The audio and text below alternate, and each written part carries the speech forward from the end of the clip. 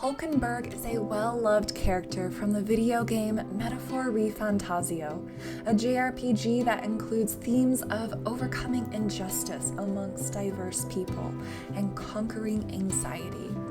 Hi, I'm Therapy Through Pixels, and today I'll be painting a watercolor portrait of Hulkenberg as we explore her psychology. If you're unfamiliar with her or the work she's from, no worries, I got you. We're going to be talking about topics that everyone can relate to in some way. Hulkenberg is a female Russon, an elf-like people known for their excellent physical abilities and their pride. Young Hulkenberg would have grown up in an environment heavy with expectation. She mentions to the main character that she comes from this prestigious family of politicians and that she was always expected to follow suit. But even from a young age, she knew that she didn't want to do that. Despite all of the pressure from her family, she enlisted in the military, and her family turned their back on her. Despite limited social support, and driven by what could have been a need to prove herself, she put everything she had into her military training. She'd stay up late, sneaking in extra training with her fellow cadets, and this effort didn't go unnoticed.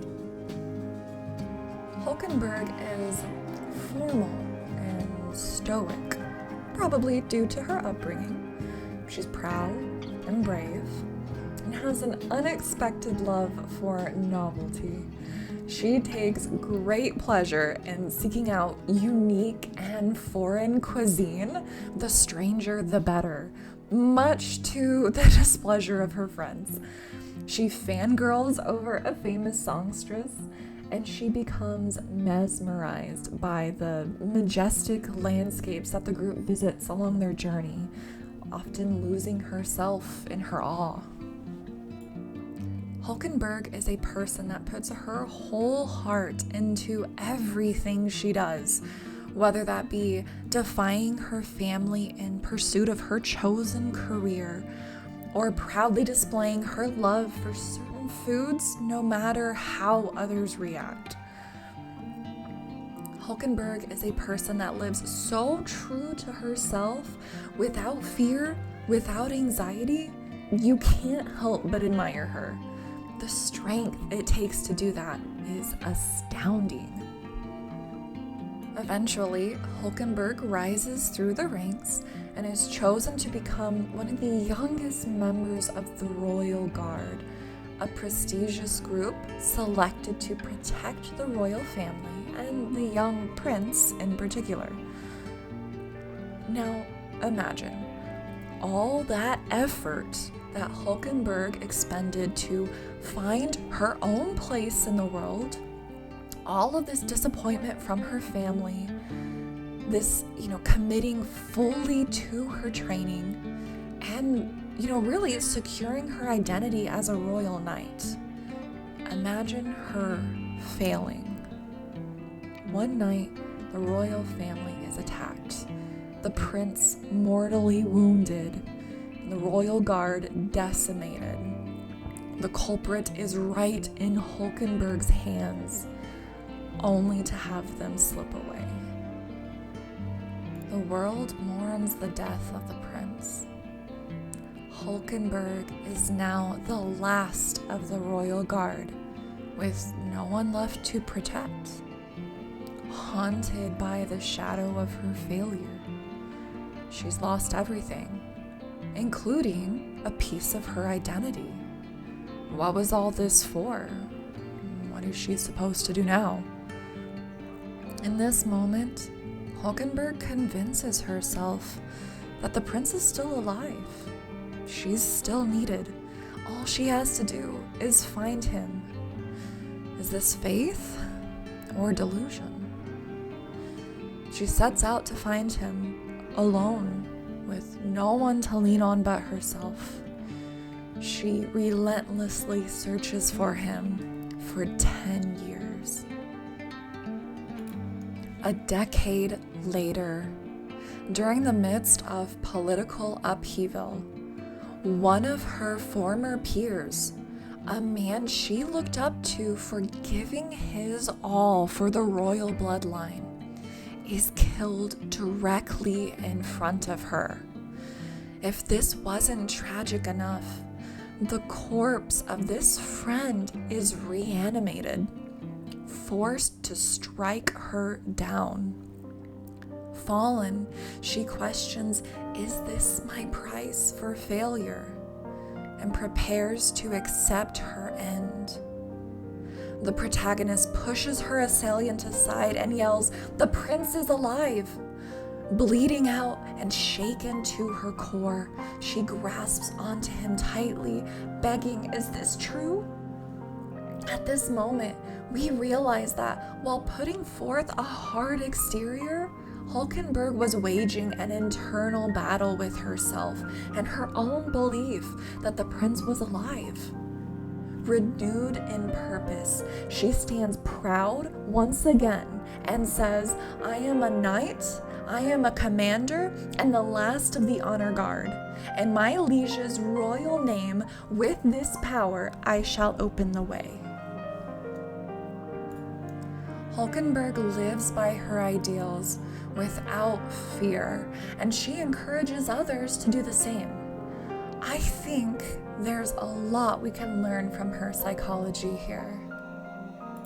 Hulkenberg exhibits rigid self-control and her relentless pursuit of her ideals. Now, self-control is a highly valued trait in our society, but for some people, this self-control is actually a maladaptive state known as overcontrol or maladaptive overcontrol. People with overcontrol might view themselves as guarded. They might have difficulties feeling connected to others because of this. They might repress their own emotional expression. For example, they might hold back from laughing too loud or too hard, or if they're upset, they might try to not show that they are upset. They could also just be entirely unaware of their own emotional state. They might view themselves as being numb on the inside. These things that others may value in our society become this kind of double-edged sword. And many people with overcontrol experience things like loneliness and depression, as well as a couple other disorders like OCD.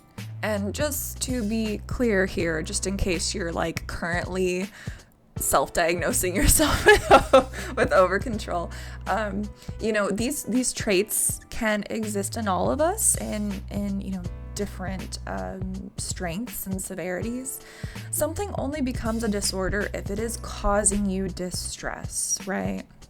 So if you feel like kind of guarded around people, but you're still able to have successful relationships, you're still able to feel connected to people for the most part, and it's not really impacting your daily life, then you're fine. Okay, chill. Now, I don't know what those lonely 10 years of Hulkenberg's life held for her while she was searching for the prince. I think we can assume that she was doing a lot of questioning herself, questioning her beliefs, questioning her purpose. She was probably going through a lot of mental anguish. But when we join back up with her, there's two things that tell me that she doesn't suffer from overcontrol. And that is her willingness to express her emotions fully and her openness towards novel experiences.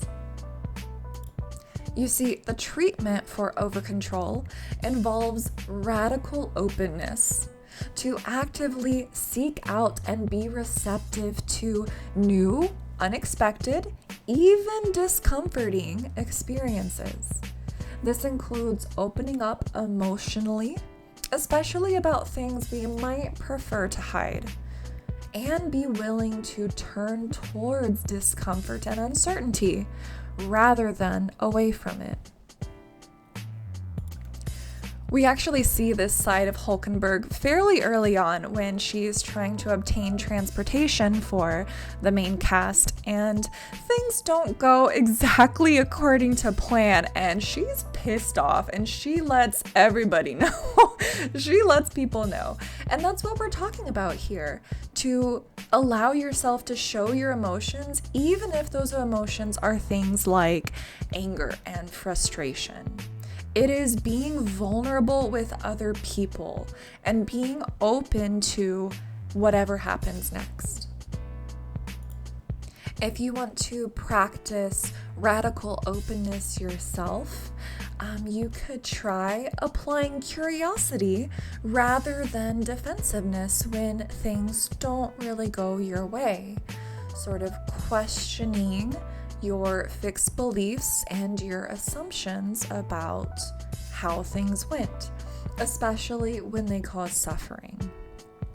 Share authentic emotional experiences even when you feel vulnerable, and learn to communicate with warmth, openness, and trust.